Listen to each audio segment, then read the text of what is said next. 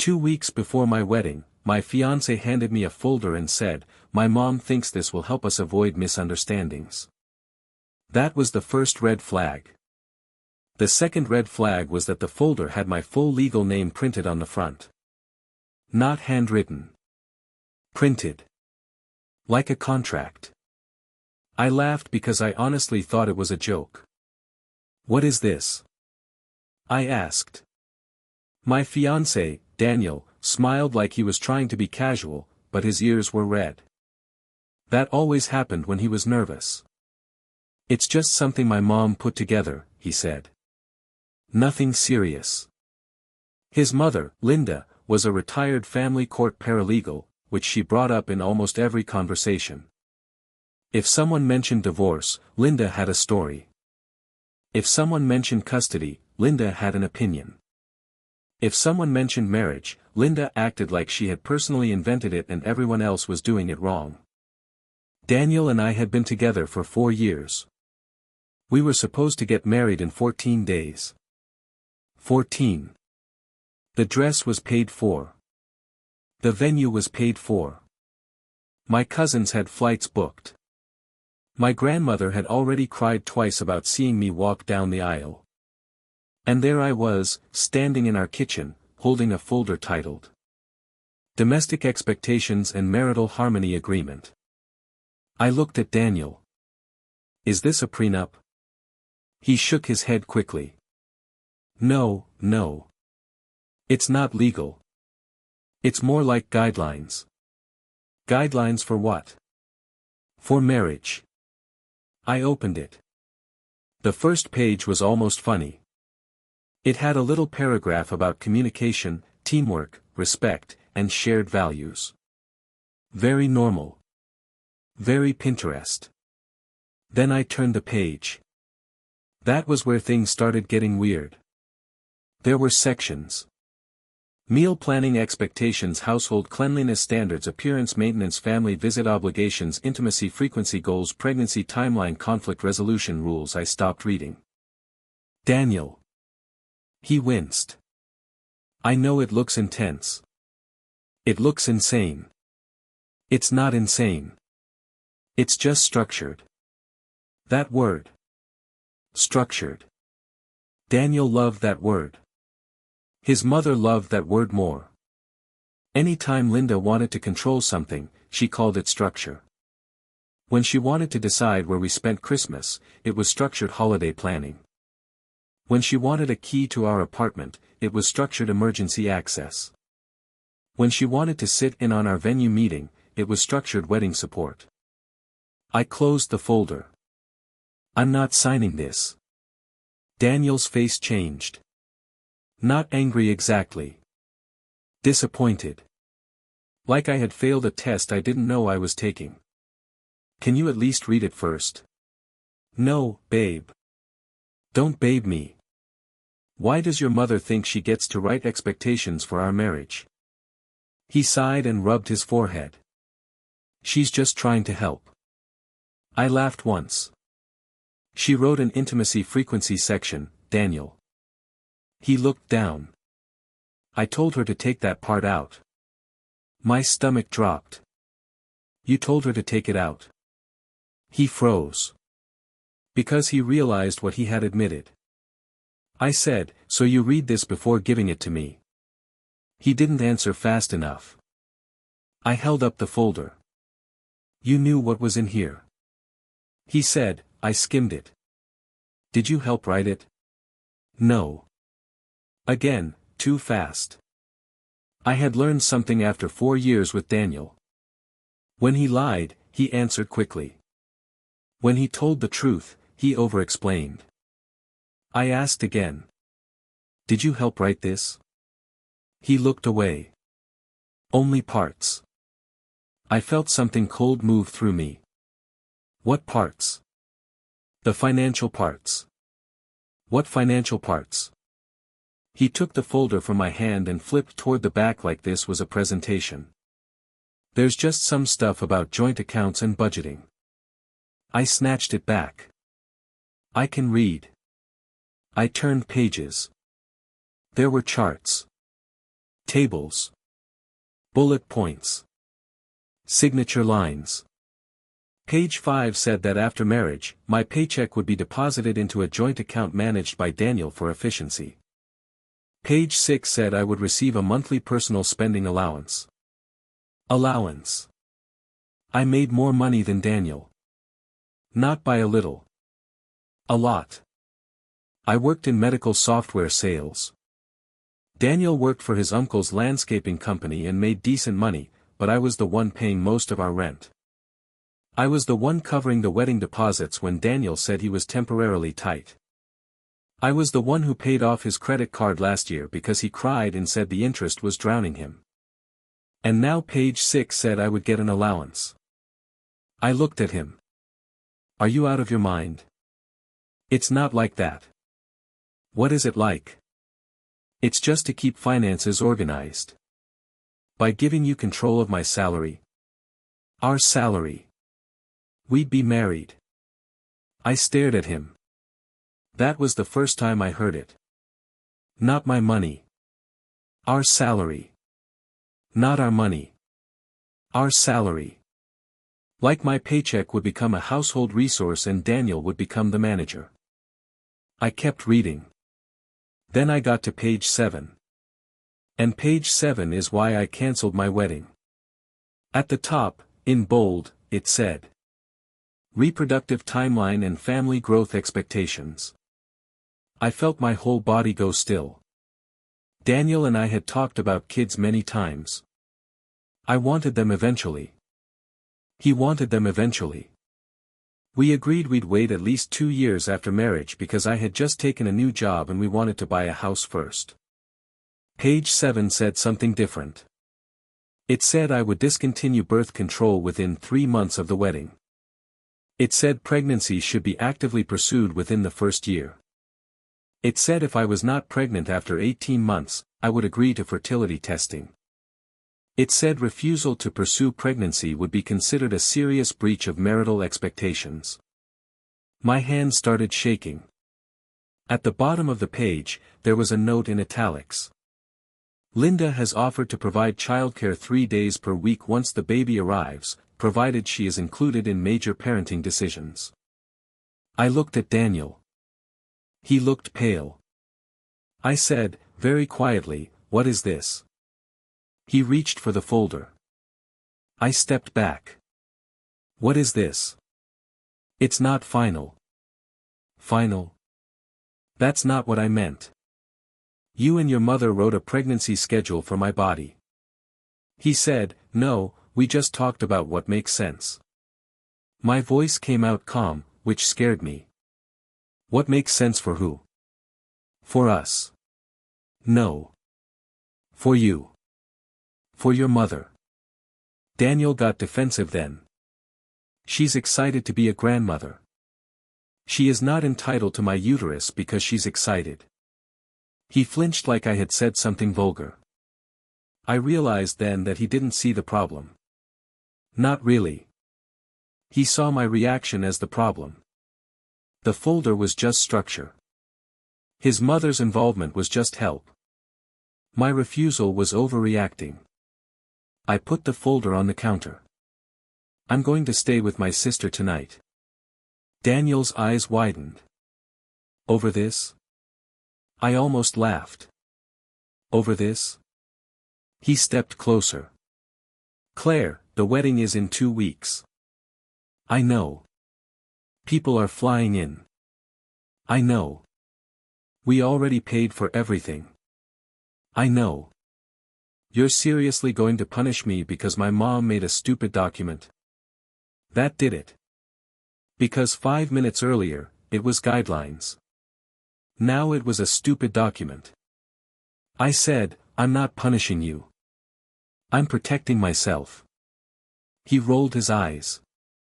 You always do this. I stopped. Do what? Act like I'm some monster because I listen to my mother. No, Daniel. I act like you're a grown man who lets his mother audition for the role of my husband. He looked genuinely wounded. And that almost got me. Daniel was good at looking hurt. He wasn't always good at being kind, but he was excellent at looking like kindness had been denied to him. I packed a bag. He followed me from room to room. At first, he apologized. Then he minimized. Then he blamed his mom. Then he blamed stress. Then he accused me of looking for a reason to leave. By the time I reached the door, he was crying. "Please don't do this tonight." I said, "I need space." He said, "If you leave, my mom will know something is wrong." I looked at him. Even then. Even in that moment. His first fear wasn't losing me. It was explaining me to his mother. I left. My sister, Rachel, opened the door in pajamas and immediately said, "Who died?" I handed her the folder. She made it to page 3 before saying, "Absolutely not." By page 6, she was pacing. By page 7, she stopped moving completely. Then she looked at me and said, "Claire, this is not weird. This is dangerous." I wanted to argue. Not because she was wrong. Because if she was right, it meant my life had almost become something I didn't recognize. Rachel called our parents. I told her not to. She called them anyway. My dad arrived 30 minutes later wearing sweatpants and the expression of a man ready to commit a felony. My mom read the folder silently. When she finished, she didn't yell. She didn't cry. She just said, "You are not marrying into this." I said, "I haven't decided anything yet."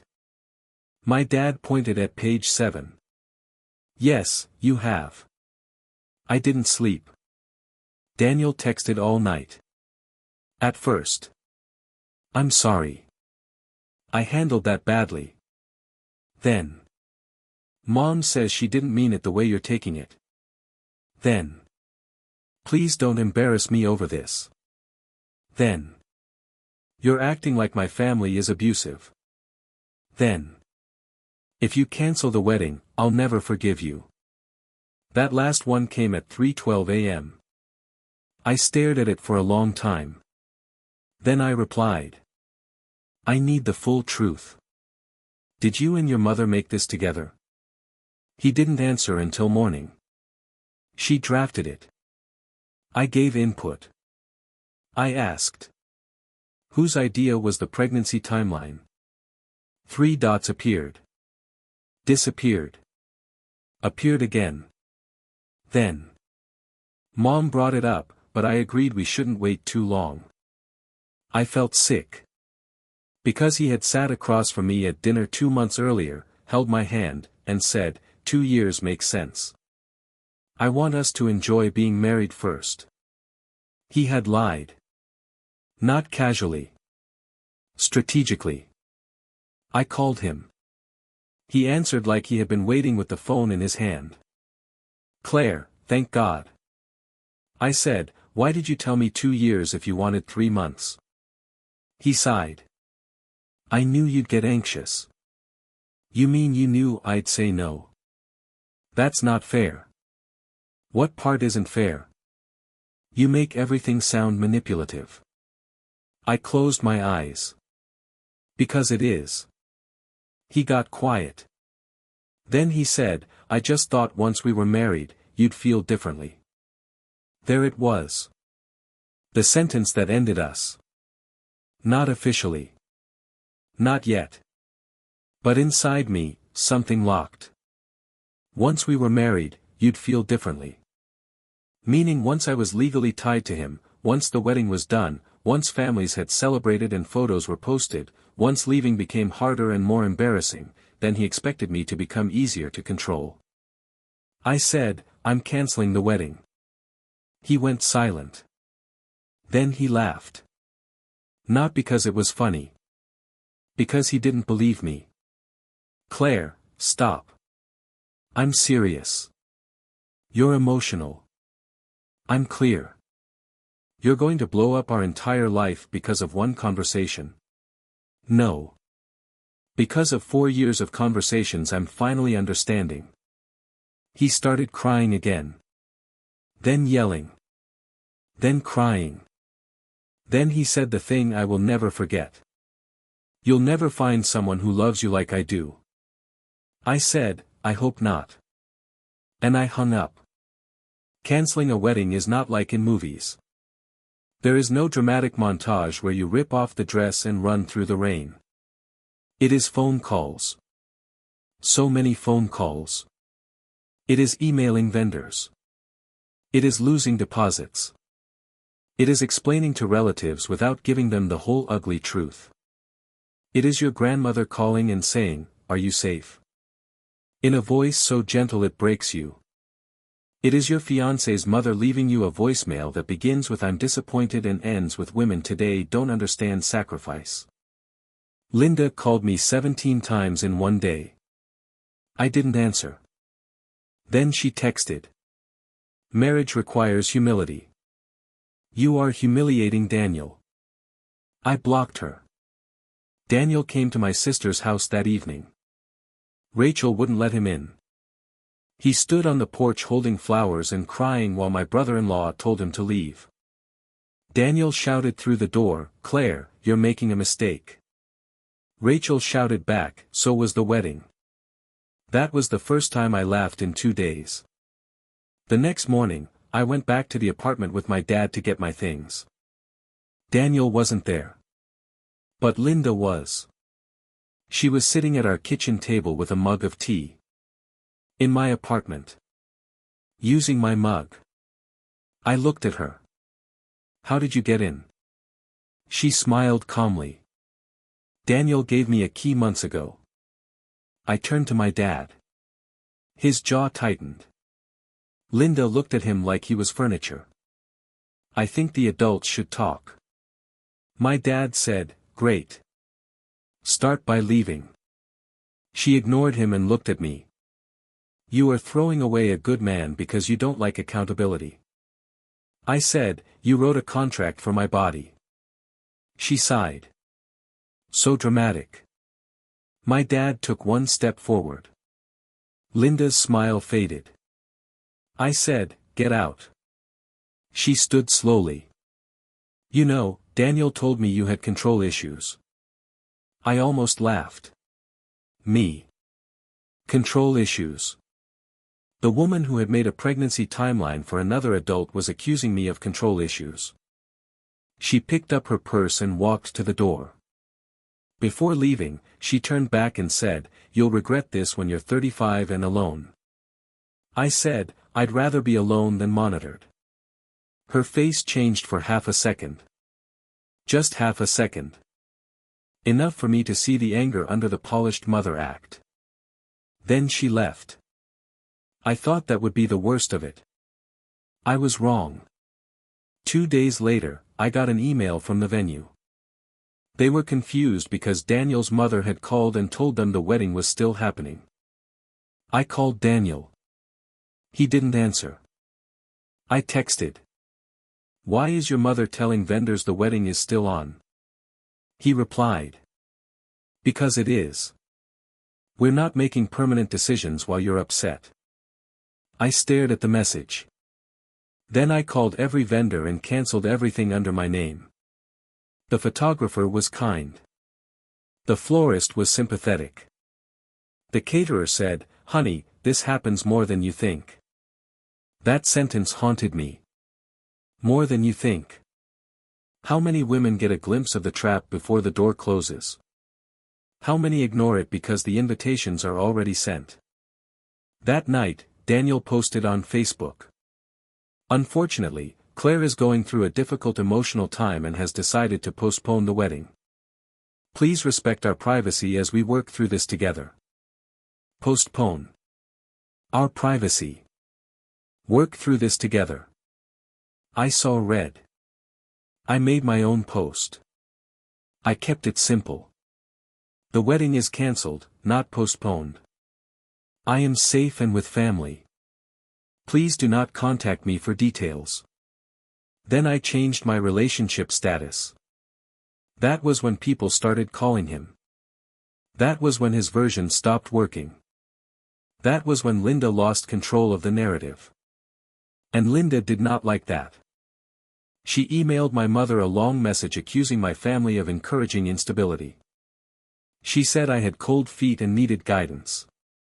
She said Daniel was devastated and that a real wife would not abandon her partner over paperwork. My mother replied with one sentence. A real husband would not require paperwork to respect his wife. I still have that screenshot. 3 days later, Rachel and I went through the rest of my things. In Daniel's desk, I found a second folder. This one was labeled After Wedding Transition Plan. I wish I was making that up. Inside were notes. Not polished like the first folder. These were handwritten. Some in Daniel's writing. Some in Linda's. There was a list titled Things Claire May Resist. Under it. Combining finances, reducing work travel, earlier pregnancy timeline, weekly dinners with mom, holiday rotation, apartment key for mom, selling her car after baby, limiting Rachel's influence. I read that last line 3 times. Limiting Rachel's influence. My sister. My best friend. The person who had opened her door when my life cracked open. They had discussed isolating me and called it transition planning. Rachel took the papers out of my hands because I started shaking. My dad wanted to go to Daniel's workplace. My mom told him prison orange was not his color. Instead, we scanned everything and sent it to my lawyer. Yes, I got a lawyer. Not because we were married. Because my name was on leases, deposits, accounts, and contracts. Daniel suddenly became very cooperative after the lawyer got involved. Funny how that happens. He stopped crying and started asking about money.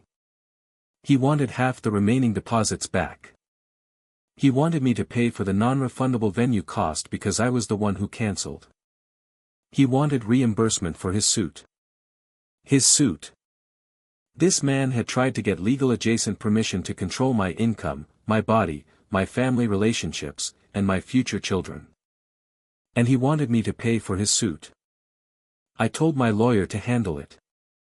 A week later, Daniel asked to meet in person. I said no. He sent a long email. It had all the greatest hits. I love you. I was scared. My mom got in my head. You know I'm not controlling. We can go to counseling. I'll throw the agreement away. I'll set boundaries. Please don't let one mistake ruin us. One mistake. People love calling patterns one mistake when they finally get caught. I didn't reply. Then he sent one final message. I hope someday you realize I was trying to build a stable family. I did reply to that. You were trying to build a family where I was not free. That is not stability. That is ownership. He never answered. It has been 8 months. The wedding date came and went. I spent that weekend at a cabin with Rachel, my mom, and 2 friends. We drank cheap champagne and burned a printed copy of the Domestic Expectations folder in a fire pit. My grandmother said it was a bit witchy. Then she asked for another marshmallow. I moved into a smaller apartment across town. My name is the only name on the lease. Nobody has a key except Rachel, and she asked before accepting it. I changed jobs and got promoted. I kept the wedding dress for a while because looking at it hurt in a way I couldn't explain. Then I donated it to a charity that turns wedding dresses into burial gowns for infants. That felt right. Something beautiful from something devastating. Daniel married someone else last month. Yes. 8 months later. I found out because Linda posted photos everywhere. The bride looked very young. Maybe 24. She wore a huge smile and Linda's pearls. For about 10 seconds, I felt sick. Then I felt sad for her. Then I noticed something in one of the photos. Daniel was standing beside his new wife, smiling. Linda was standing on the other side of the bride, holding her hand. Not Daniel's. Hers. Like she had finally gotten the daughter-in-law she wanted. Or maybe the daughter-in-law she could manage. People ask me if I regret canceling so close to the wedding. I don't. I regret not seeing it sooner.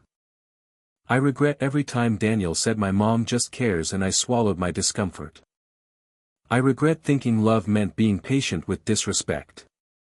I regret calling control family values because I didn't want to seem difficult. But I do not regret walking away. Because page 7 saved my life.